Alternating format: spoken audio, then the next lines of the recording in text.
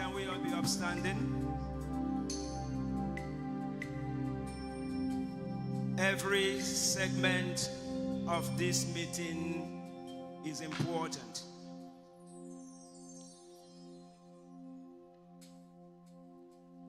Revealing Jesus is the theme. For a minute, I want you to stand.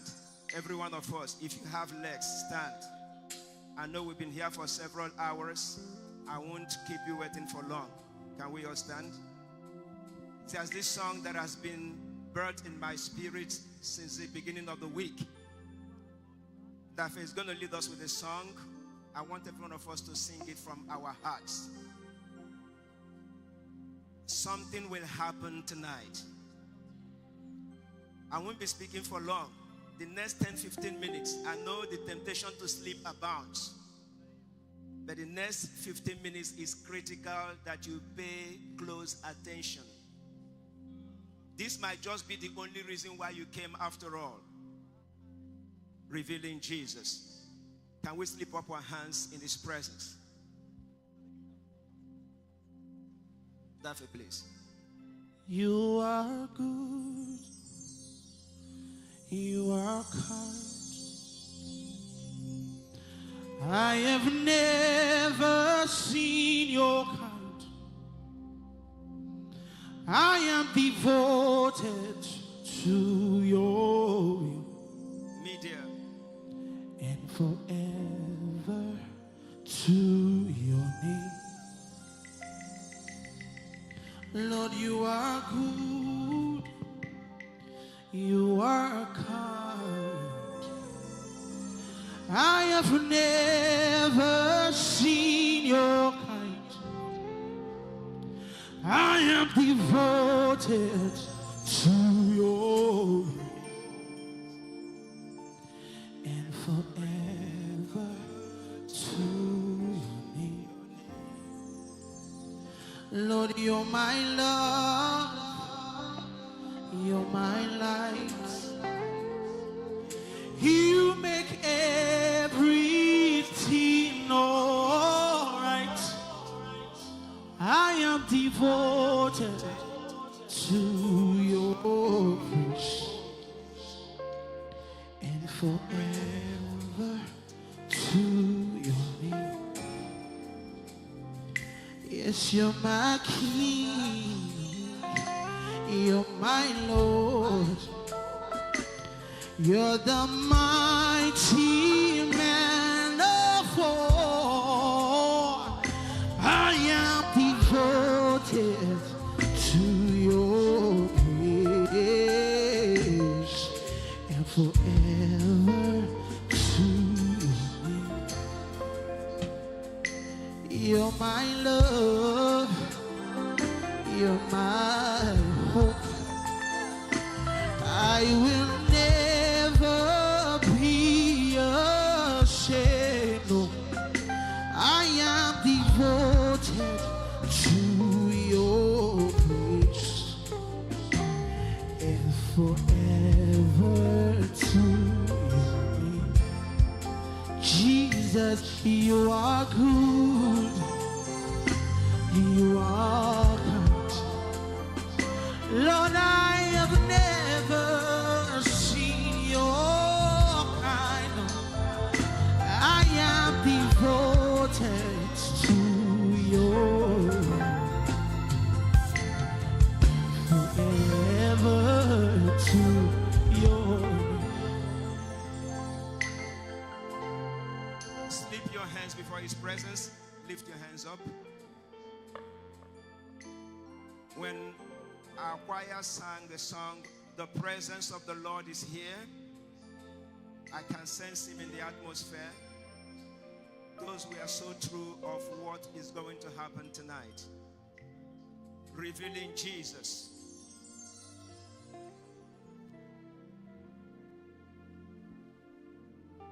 We cannot take a holiday from revealing Christ. Our primary assignment, call it our mission statement, is to know Jesus and to make him known. 2 Corinthians 4 verse 4, the Bible says, the God of this world has blinded the minds of the unbelievers. They cannot see Jesus.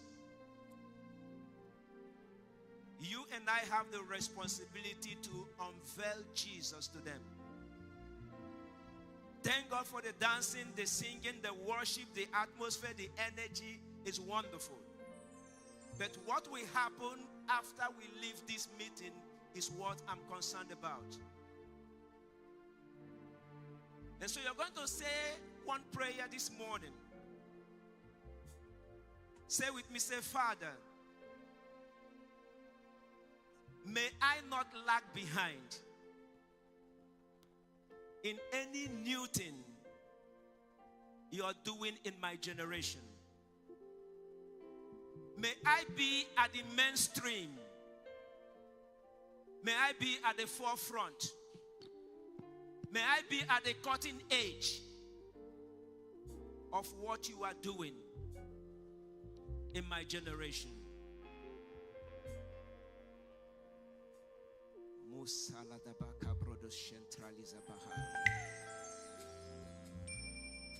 Father, the next 10 minutes, squeeze truth into the heart of somebody here today. Let mysteries be resolved by the power of your spirit. Most of us has been here since 9, some as early as 8 o'clock. May our sitting and staying through not be in vain. Visit someone in a very special way. Lord, we have confidence in you. You don't need 5 hours to touch somebody. Let this next 10 minutes be very critical in the impact that you will unleash in this house. We'll return the praise to you. In Jesus' name. Put your hands together and give Jesus praise.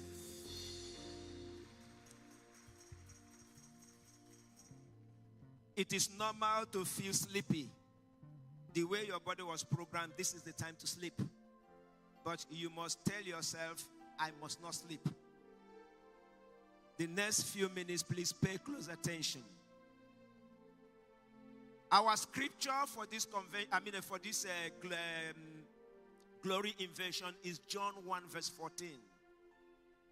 John 1 verse 14 says, the word became flesh and dwelt amongst us. Until, the Bible says in Colossians 1 verse 15 that Jesus is the image of the invisible God. Colossians 1:15. And so, anytime you're looking at something, God is invisible. God is a spirit. But anytime God decides to put an image to his invisibility, what you will see or who you will see is Jesus. Jesus is the image of the invisible God. In John 14, 5-7, Thomas asked Jesus a question. He said, please show us the way to the Father. Jesus says, verse 6, which is very popular, I am the way, I am the truth, and the life. No man comes to the Father except by me. Verse 7, Philip came and said, Jesus, just show us the Father and we'll be satisfied. Jesus was surprised. He said, Philip, do you mean you have been with me for this long and you're still looking for the Father? He says, anyone that has seen me has seen the Father. So why should you be asking of the Father when you have seen me? I want you to know today that you are the embassy of Jesus Christ. Say it, I am the embassy of Jesus Christ. You are the operational headquarters of heaven. God and his activity is domiciled in you. Wherever you go, don't ever forget it. Jesus is not coming physically. You are the Jesus that the world need to see. Revealing Jesus cannot happen if you do not understand Jesus yourself. Because if you have an incorrect understanding of who Jesus is, the picture you will present will be a disfigured picture of Jesus.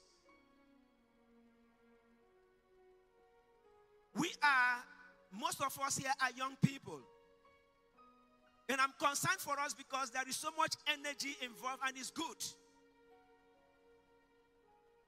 A great man looked at the church in Nigeria and he said, my fear for this next generation is that our fathers gave us fasting.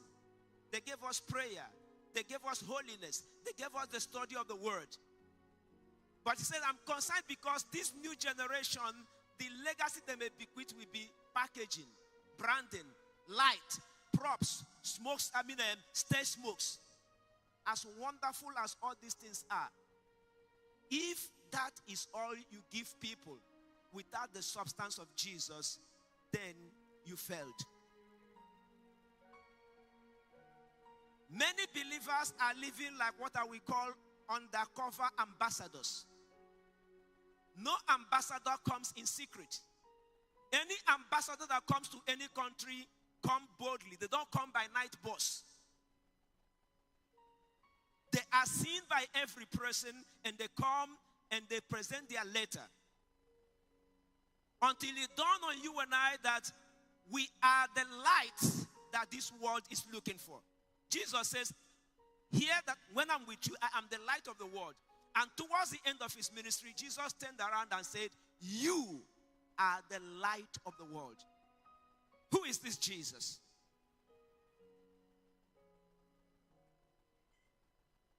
All things were made by him. There is nothing that was made that was ever made before him. Genesis 2 verse 7, the Bible says, God formed man from the dust of the earth and breathed into his nostril the breath of life, and man became a living soul. Let me submit to you this morning that when Adam opened his eyes the very first time, the first image Adam saw was Jesus. Because Jesus is the image of the invisible God.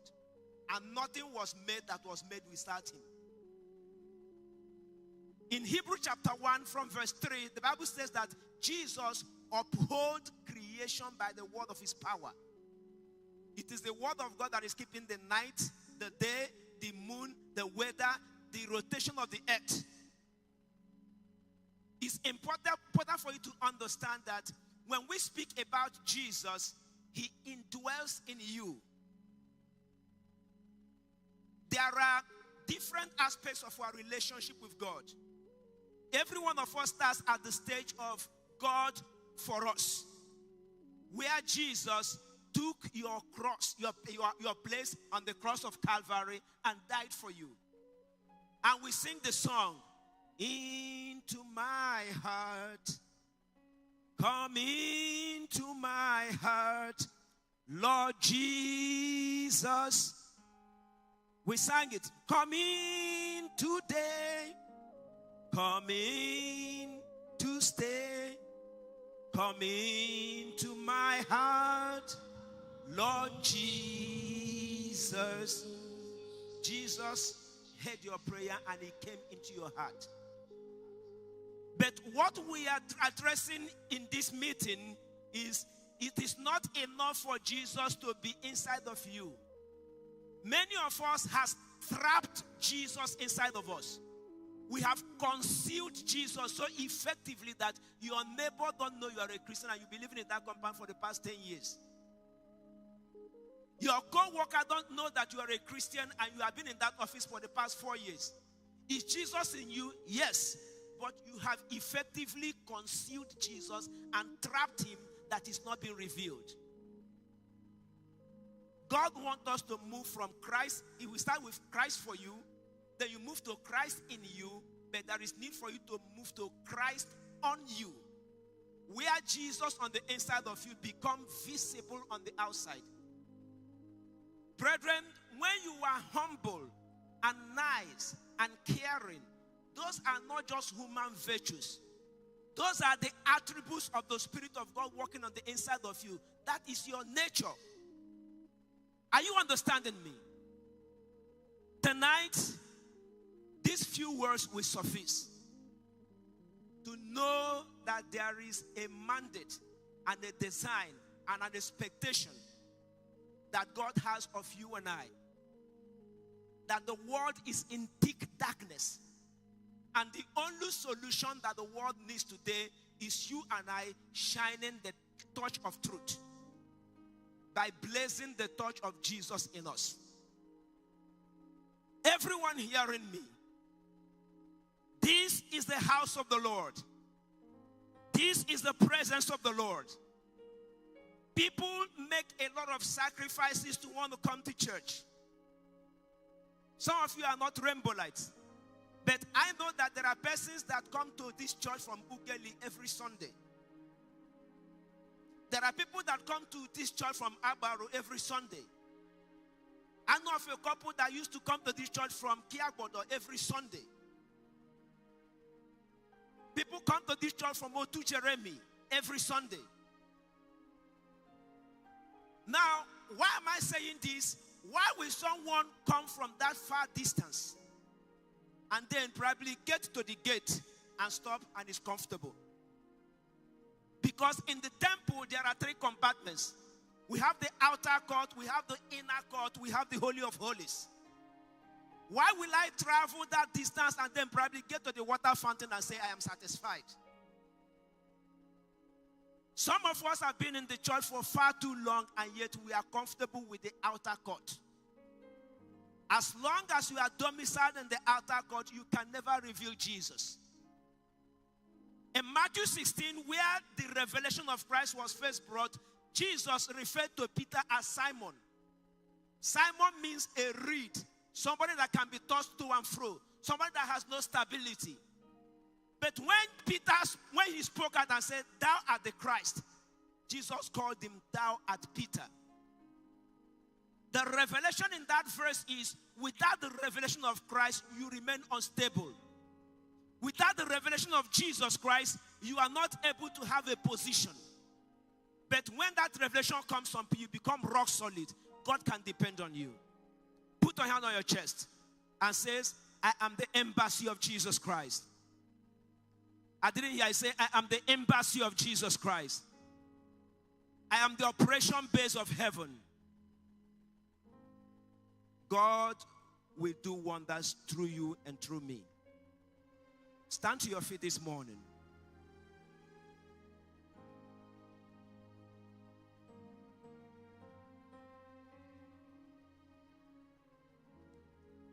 Let the world see Jesus in your eyes. Show them love they can't deny. Let the world see Jesus in your eyes. Jesus in your eyes. We're going to ask God for just one grace. Grant me an encounter, O Lord, that will remove any doubt about your revelation in me. Say, Father, tonight, grant me an encounter that will remove any doubt about your revelation